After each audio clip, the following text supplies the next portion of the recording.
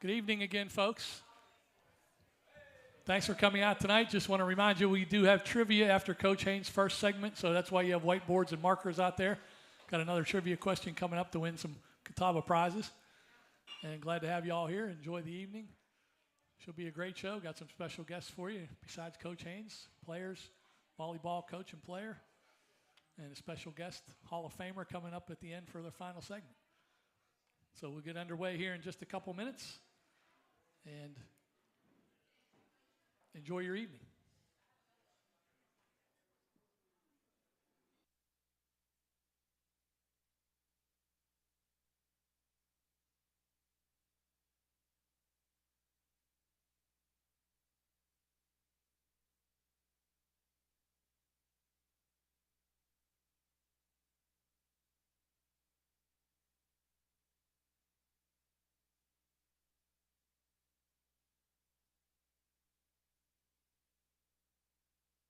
Let's get that out of the way.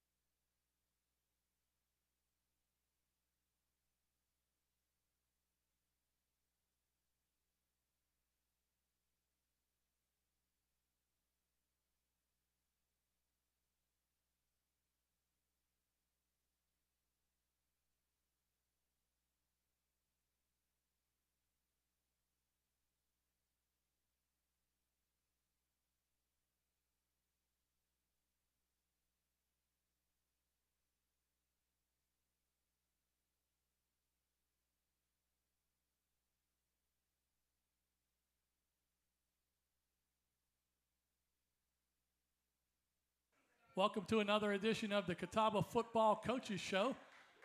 I'm Ken Anderson, your host. I'm joined again by Coach Tyler Haynes as usual. We're here at historic downtown Salisbury City Tavern, 113 East Fisher Street. Thanks for being our host again this year. Drew and Heather managing things, Tina behind the bar, and our great wait staff as usual that we have out there. And tonight, taking care of you is Haley, Chelsea, Savannah, and Sydney. So hopefully they help make this evening a better experience for everybody. And Coach, congratulations on a big win. I know you have some shout-outs to give away, so go ahead. Absolutely. Thank you. Thank you for that. Couple of thank yous as always. Thank you to President Nelson. Thank you to the Graham family for sponsoring this show. Thank you to Michelle Cadigan and our entire athletic department. Thank you to the Dees family, Maddox, and everyone in the development office. Most importantly, thank you to everyone here in attendance, friends and families, and everyone listening online and tuning in this evening. We appreciate you, and Team 118 is looking forward to week number 3. Coach, let's talk about that big win on the road at Shaw. Got off to a great start. You made a lot of good coaching decisions in that game, you and your staff. And the first one started out when you deferred your option. You got a great start, 3 and out against Shaw. Took over 2 plays. You're in the end zone. Couldn't have started any better, could it? Yeah, well, I appreciate that. And it was all about our players. You know, our players came out ready to play. Week 1 didn't go the way we wanted. We talked about starting fast, about doing our job, and just performing at a higher level, period. And we came out and did that immediately with the defensive stop, starting off with great special teams on the first kick. 3 big plays defensively, getting the ball and scoring immediately. We started fast like we've been preaching all week. And Coach, Shaw battled back. They took a lead in that second quarter. How important was that drive at the end of the first half? You had that big touchdown drive. It was 68 yards, and you scored with 1:20 left to go in the half to take the lead on a pass in the flat to Queese Williams. How big was that momentum-wise to go into the locker room tied up at halftime. It was huge. We knew, looking at Shaw on film, they had scored 40-something points the week before. They were very explosive offensively, led by their quarterback, who was very dynamic. Really good receivers, one of which has set a lot of receiving records for them, and not only within their team, but in the program, but nationally. So we knew they had a lot of skill opponents. We knew we were going to have to score points in this game. And for our offense to perform the way it did, we were very efficient. We only put it once in the game. That drive that you're alluding to was very important, but they were all important because we knew we were going to be a dogfight against a 2-0 Shaw team. You mentioned needing to score a lot. You came out red hot in the third quarter. Quick drive down the field, some quick passes down the seam to Kobe Christian, set up a field goal. Then you came back with another touchdown drive right after that to take a 9-point lead in the 9-point lead in the game. But what was open, what was changed there? Was it the jet sweeps and the runs to the outside that set up the seam routes to Kobe Christian to get that drive going? Yeah, that's exactly what it was. We talk a lot about taking what the defense gives us. We've talked a lot about our RPO scheme and our offense that Coach Sopcich has come up with and that we've run for a long, long time. And it's really a tribute to the two guys that are going to be speaking here later is we've been able to run the football. We were able to run the football week 1. We were able to run the football on the second play of the game for a 20-something yard touchdown. So they adjusted, said beat us with the pass, so we proceeded to do so. You said Shaw was a good team. They battled back. They got within 2 points in the fourth quarter early. Then your team was putting a drive together, but you got backed up with a chop block penalty. You're facing 3rd down and 23 yards to go to keep this drive going. And you dial up a screen pass to Leroy Bracey. He takes it 29 yards for the first down. Who gets credit for that big call? Jordan Sopcich. And Leroy and the guys executing, Preston executing. And we had a big block by Jalen on the outside too. So, backing up to that chop block, I think sometimes people get confused and, you hear things, you hear our offensive line, why we chop block? A guy slipped and fell. One of our guys slipped and fell. So I think when things don't go your way, I think it shows what kind of character your team has, that you can come out, execute the next play. And it was huge. He almost scored on the play. It was a great call by Coach Sopcich. Then you closed that drive out with the jet sweep to Mike Jeter, the young freshman, able to fight his way into the end zone.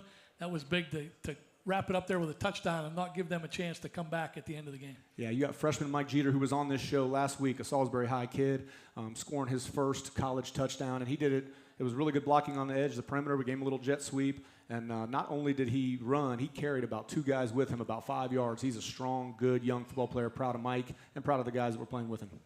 And all around, Coach, that had to be one of the best games you've played. You put 4 quarters together. Last year, it seemed you always had 2 good quarters in each game until the season finale at Carson Newman. You put it all together for a big win there. A rough start at Davidson, but 4 good quarters of football. You had to be very proud of your team. I was proud of them. I was proud of the way we responded. Regardless of the outcome of the game, we challenged our guys to improve, to focus on what we can control, and they listened and they did it, and then they reaped the rewards of doing so. I'm proud of that. Hopefully that carries into this week. We've had a good week of practice thus far, and we just look forward to the next one. All right, Coach, and again, we'll have you back for the final segment of the show. We'll have a couple players, QB7, Preston Brown, and one of his receivers, Deuce Linder, going to step up here. While they transition up here, let's give you that trivia question. This week's game is on the road again at UVA Wise. Wise, Virginia is located in that southwest corner of Virginia. They are actually closer to how many other state capitals than their own? They are closer to how many other state capitals than their own Richmond, Virginia? So write your answer on the board. Zach has the answer. He'll get the prize distributed to whoever has the correct answer. So got these 2 guys, key players in this week's game. Of course, right here is QB7, Preston Brown, the reigning South Atlantic Conference Player of the Week. And what a performance he had. 24 of 29 passing. That's 83% pass completions, by the way. 295 yards and 4 touchdowns. That'll certainly earn you the Player of the Week. And joining us here is also his receiver, Jalen Deuce Linder, a transfer out of Bluffton, South Carolina. Had a great game as well against Shaw. And let's start with you, Preston. Was there more pressure coming into this game that you didn't have Bo Pryor as one of your top receivers, or just business as usual? Business as usual. Like I said, you never want your main guy to get injured, but at the end of the day, we have a whole bunch of playmakers on this football team. That's something that we knew. We never really came into it thinking like we were just going to have Bo Pryor and he was just going to win us a ball game. We knew we had good running backs, a good O-line, and then you got guys like Jalen over here that can make plays as well. So we didn't bat an eye, Next man up, we just keep rolling. You talked about plenty of those weapons. So we've got Deuce on the outside with Jordan Mitchell. They're both 6'2" and 6'4". And then you got big tight ends, Kobe Christian, Jalen Davis, 4 running backs in the mix there. And then you have 2 other receivers, a young freshman, Mike Jeter, we talked about, J.J. Grant. I count 10 guys there that you have a lot of confidence in, don't you? Oh, absolutely. All those guys that you never know, whenever they get the balls in their hands, you expect them to do something big, explosive plays from all of them. So, like you said, you see the ball get spread a lot. So many different receivers, a lot of different running backs. That's who we are as a whole, and we go as far as the guys up front go. So really, shout out to them. They accepted the challenge that we put on them. We're heavy on them just because we know what type of group they can be. So shout out to them. And do you prefer to be called Jalen or Deuce? Either one works. Okay, well, since I've seen you on the roster mainly as Deuce, and they messed me up when they gave me a stat sheet with Jalen on there. Yeah. I was wondering who that was, but you had a great game, 6 catches, 82 yards, a big second quarter touchdown. And on that touchdown, you were leaping into the end zone, holding that ball out to make sure you got across the goal line. Yes, sir. How big was that play for you? I was really patient the whole time. Let Pete go through his progressions. Waited my turn to the ball found me. I found the end zone. Now, you said about being patient. What did you have to do when you transferred in here to Catawba? You transferred in from South Carolina State. Yes, sir. What did you have to do working with Preston to gain his trust and confidence? Really just getting our timing down on the throws and let him know where I'll be at on the field running my routes. And what would you say your strengths are as a receiver? Beating the defender, getting where I need to be at. Yeah. All right, and Coach also mentioned blocking downfield. He mentioned you had a good block on that touchdown by Mike Jeter. Yes, sir. How important and how confident are you in your blocking abilities out there on the outside? I'm very confident in my blocking. I take pride in blocking for my teammates so that they can get in the box. So it's a big part of my game. All right, and Preston, you had a fumble there in the second quarter. You were trying to make a play, getting out of the pocket, and just got hit and fumbled the ball. But what was the reaction of your teammates and you going to the sidelines? What was that like going over there? Did you gather them and tell them, don't worry, it's going to be all right, or did they come around and boost you up? Oh, absolutely. And should have took a check down, pretty much. Just get the ball out of their hands when it's third and long. So get the ball to somebody and make a play. So that's on me. Definitely watch that a lot. People like to talk about the stats of going 24 for 25, 29. Like, that's cool and all, but those are things that I watch. Like, there's 5 missed opportunities out there, and then there's a fumble, too. That's a turnover in the ball game. But can you ask your question one more time? Sorry, I forgot. Well, and then, as the game went along, what really set things up? Was it the running game that set up the passing game? Did the jet sweeps to the outside set up inside runs and then set up those passes down the seam? Or how did that all fit together in the game plan? For us, we call any play and we expect to be successful on it. So I think the main thing for us is the mentality as an offense to go out there and start fast. We have to be us. I don't think we have to do too much. We just have to do our jobs. And the big plays and all those things are just a caveat of those things. So I don't think we did anything special. I just think we did what our game plan was and we just executed at a high level. And that jet sweep has been a big part of the offense this year. Is that really kind of an extension of establishing a running game, that jet sweep? I think it plays a role in that, and I think too, just like you said, you named 10 guys who have to, you have to get the ball to. So I think that's another way to be able to get guys on the edge and be able to use their talents and what they're able to do to make people miss and create explosive plays as well. Okay, and Preston, we know last year part of the reason you came to Catawba was an influence of one of your teammates, Terrell Reed, who I believe was at Shaw, playing at Shaw now, but he was influential in you coming to Catawba. So Deuce, what brought you to Catawba from South Carolina State? Really just the place to find an opportunity. I came on my visit, talked to Coach Haynes. They're very welcoming. I loved it here, so that played a big role, find a place where I call home. And what are you studying here at Catawba? Communications. And what do you hope to do in the future? Probably take my job. I want to be doing something like this. So, yes, sir. He wants to take a job. What'd you say? He wants to take a job. Well, it's a lot of fun, I can tell you that. Getting to talk to you guys and Coach Haynes every week. Absolutely. So, Deuce, big target on the outside. Does that make you a lot more confident when you throw that ball up in the air that you got a big guy like 6'4" Deuce Linder out there on the edge? Oh, absolutely. Like I said, I trust all the guys, but I think we were looking for a bigger target and happened to find Jalen Deuce Linder somewhere out yonder in South Carolina State, and ended up here. But it's a big thing just because we built a lot of trust between each other with just more reps and reps and reps and reps and reps and just learning how he moves, what spots he likes to be in, like what type of catches does he like to make. So being able to find those details and then just get on the same page and be able to do it on Saturday is huge. So I appreciate having him for sure. So I guess we can just expect more big plays from Deuce Linder out there. From all the guys, all of them. Okay, and then Preston, what are you studying at Catawba, and what do you hope to do in the future? I'm actually a communications major as well, and then I'm getting a master's in the MBA program here, so I do plan on taking your job. I'm going to tell you. I'm not going to be like him and sugarcoat it, but I'll come here to take your job. Well, that's okay. That's what keeps these things going. These younger guys have to take over for us older guys at a point down the road, so appreciate that. Now, what can we look for from your offense this week? What are some of the things you've been working on against UVA-wise? I know you don't like to give away too many secrets, but what kind of things can we look for this week? You want to tell them? I'll Just tell be 'em. ready for our explosive offense, really. Like I said, we got our game plan. Like I said, we like to find the weaknesses in defenses, so I think we've found some creative ways to do that this week. Like I said, I don't like to give too much because the best part of the surprise is finding out. Like I said last time I was on here, so we're just gonna do what we do. Like I said, come out and play fast and execute everything at a high level, and I think everything else take care of it. All right, Preston, so good luck to you this week. Have another great performance up there at UVA-wise on the road. And Deuce, get open for him. Absolutely, I appreciate you. Okay, so let's take a little transition right now. We're going to switch over from football. We're going to cover one of the other sports that's currently going on up here at Catawba, and that's volleyball. So joining us tonight are Bryn Ferguson. She's the director of volleyball at Catawba, both beach and women's volleyball, the head coach of the women's volleyball team.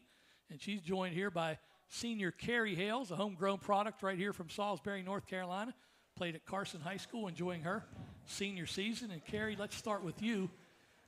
You're a two-sport athlete at Catawba. You play volleyball now in the fall. You play softball in the spring. How difficult is it to be a two-sport athlete at Catawba? Yeah, it can be very difficult, especially keeping up with academics and missing out on some of the things that happen when I'm not in that sports season. But thankfully, I have great coaches and teammates that fill me in and allow me to do both. Now, speaking of great coaching, I know in high school, your coach at Carson was Keelan Rogers. He's a pretty intense volleyball coach from what I understand. How does his intensity compare to Coach Ferguson's intensity? Wow. They're very different, but they also have some very similar aspects. They're both so into it, very confident in their coaching, and they're not afraid to, get on the floor and be right there with us, which is awesome. So did a lot of things you work on at Carson under Coach Rogers prepare you for what you were going to encounter playing volleyball collegiately at Catawba? Yeah, I've had to learn a lot being in college, but he definitely prepared me. We did a lot of playing in high school, especially in practices, a lot of scrimmaging, which just getting touches on the ball really helped and allowed me to be as prepared as possible to play at Catawba. Okay, and Coach Ferguson, this is your third season at Catawba. Last season, the first winning season for Catawba volleyball since 2016. But it's a tough league, tough competition in the South Atlantic Conference. We know Wingate's good, LR's good. I know there's some other teams that are pretty good. How tough is that competition here in the South Atlantic Conference? What a gift to have such good competition week in and week out, and there's just no match that you can take off. And so I think it's just really exciting to see our players step up to the plate too. Wingate wasn't the result we wanted, and it was some of the best volleyball we've played all season. And you're just excited to get another crack at them. Now, we know senior Carrie Hales is one of your leaders and top players on the team, but who are some of the other top players and leaders on your team, and how does your leadership structure work? Well, I think on the court, we have our statistical leaders and just players who contribute, but I love that we have, much like football was saying, that next man up too, and so we have confidence across the board. Offensively, you looked at Kelsey Love, you looked at Jordan Danielson, and so that's, we definitely feel like we have a lot of tools in the toolbox there. But our leadership structure, it's really been helpful on the court, but we really look to prepare our players for life after volleyball and after college, because at some point that last ball drops.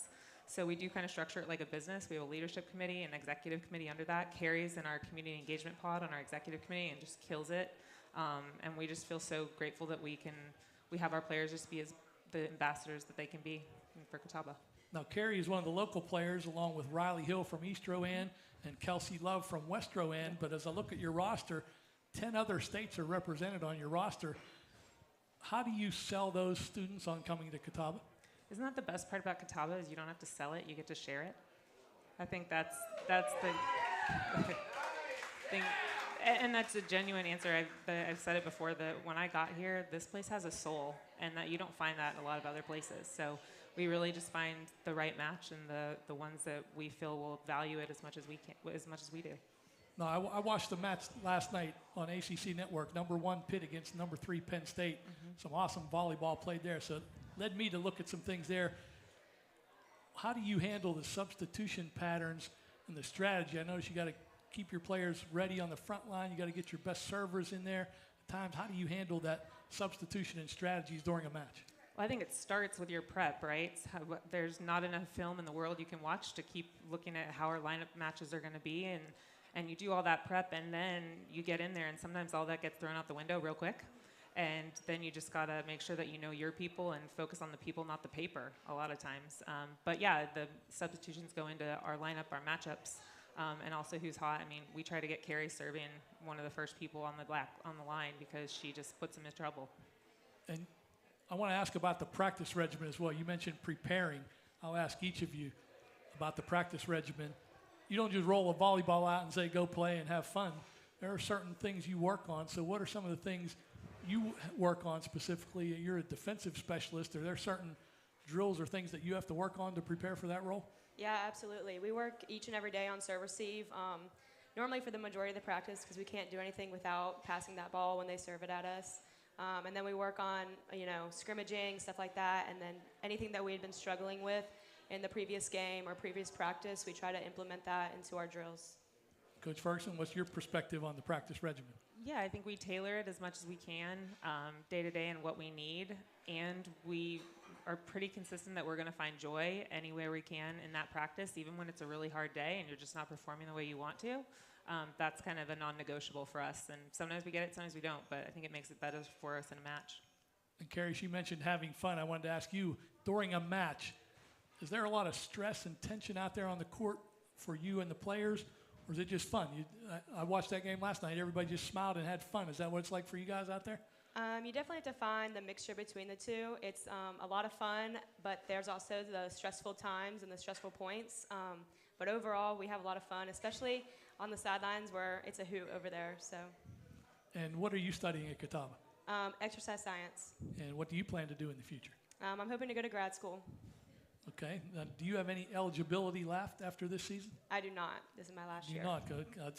I hate to hear that for you because from what I understand, Coach, you're planning a European trip next season. And tell us a little bit about what that's going to be like. We're really excited about this. I think, it kills me on one hand because we're trying to convince her to come with us. But she's going to go do great things in grad school. But it is an experience that really combines cultural and experiential learning and high-impact programming. And we get to go play over there, and it's a great preseason.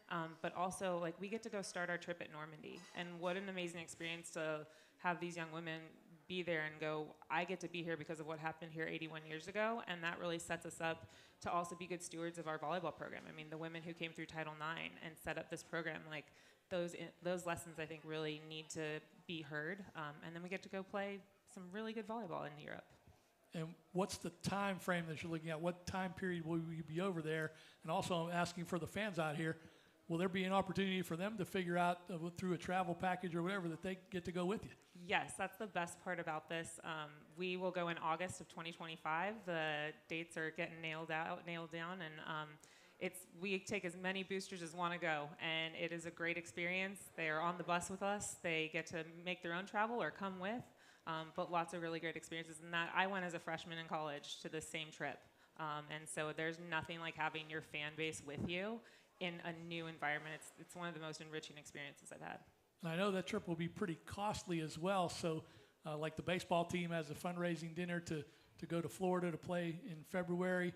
Other teams have certain fundraisers. Will there be some type of fundraising activity to help you defray those costs? Well, I just want to thank development and all of our supporters because we could not even sniff it without them. And also, we're just really excited for the collaboration of the different schools within Catawba. We're so excited to really focus on sustainable travel and sustainable athletics and how does sustainable sport in the world. Dr. Ball, we're so excited to partner with him on that, and also some academic programming. But yes, we are really grateful for anyone who can step forward and help support us in this. All right, so there you have it. You hear a lot of the great things that the volleyball team's doing. Great leadership from Carrie and some of her teammates.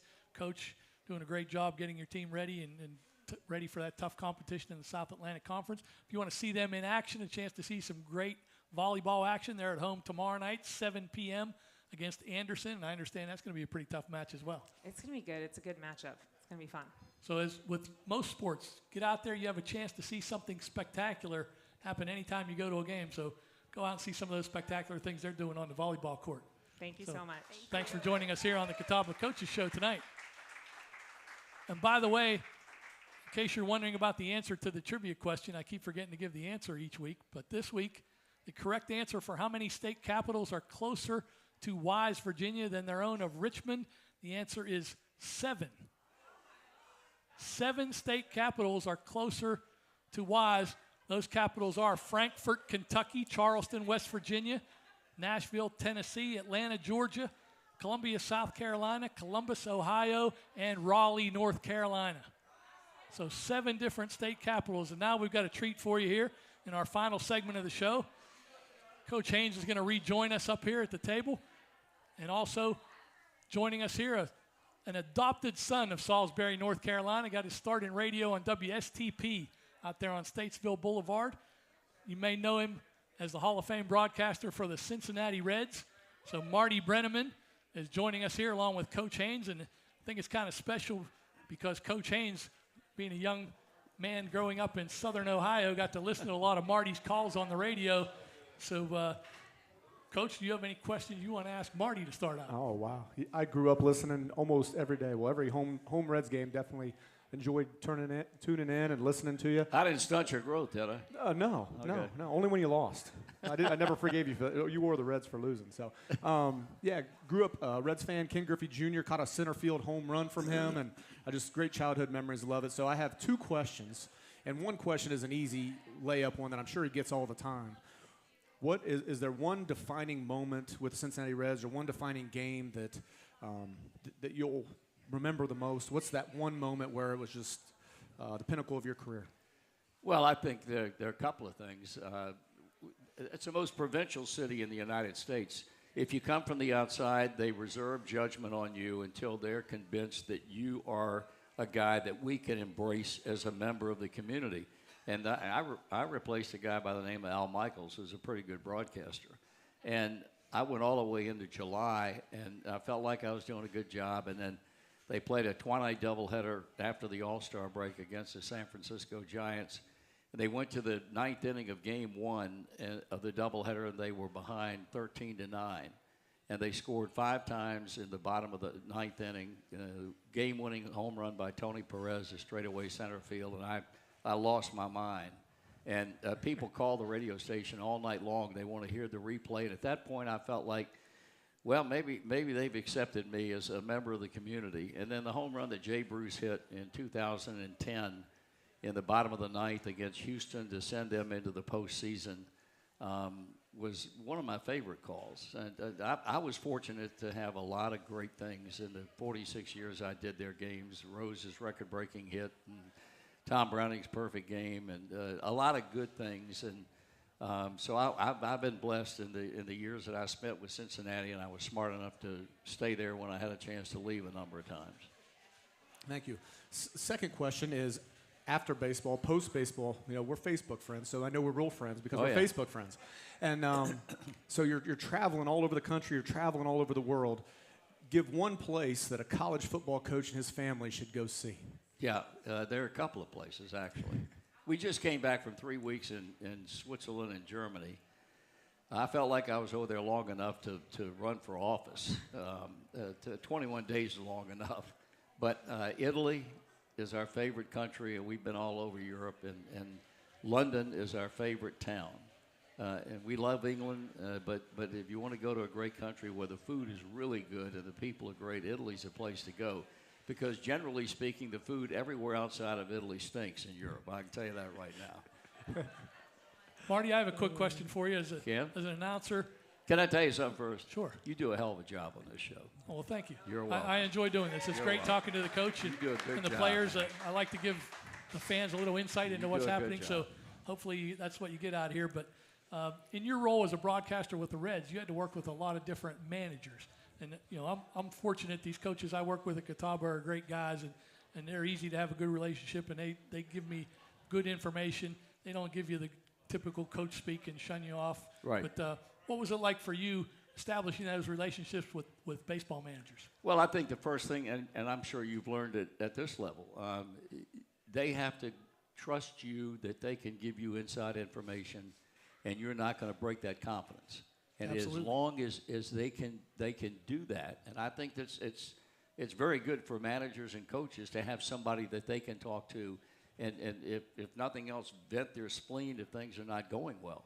And I had great relationships with a lot of the guys I work with: Sparky Anderson, Lou Piniella, Pete Rose.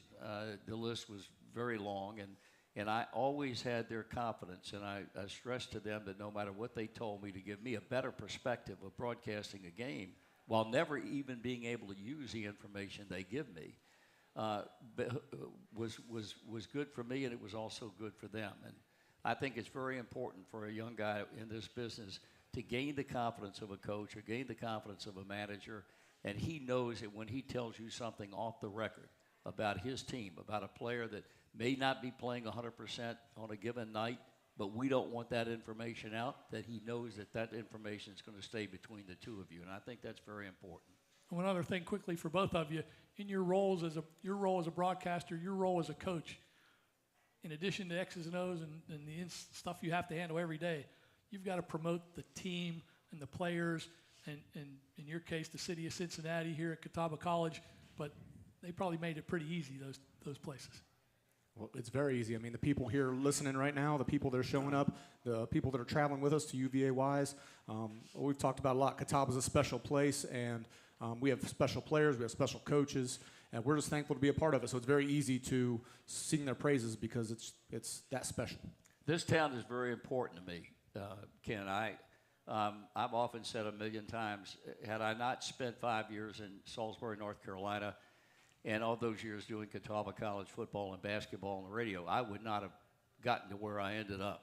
This town was important to me, and on top of that, it's a wonderful town. I mean, I came back here after being gone for almost 50 years, and my wife Amanda and I bought a place, and we don't get here nearly as much as we'd like to. Have a great love for Catawba College, for Coach Haynes and all the programs, athletically speaking, and the school in general. So I was blessed because I was able to spend time in this town, and it's meant very, very much to me over these many years since I arrived here in 1965. And Coach, I was going to ask you what we can expect this week up at UVA-wise, but I know you're not going to give me much inside information. So we're just going to wish you the best of luck this week, and you'd like to close it out in typical fashion. So of go course, ahead. on to week 3 here. Cat U13, 1, 2, 3. Thank you. All right, thank you, everyone. Thanks for joining us again this week, and join us again next Thursday ahead of the home opener against Carson Newman.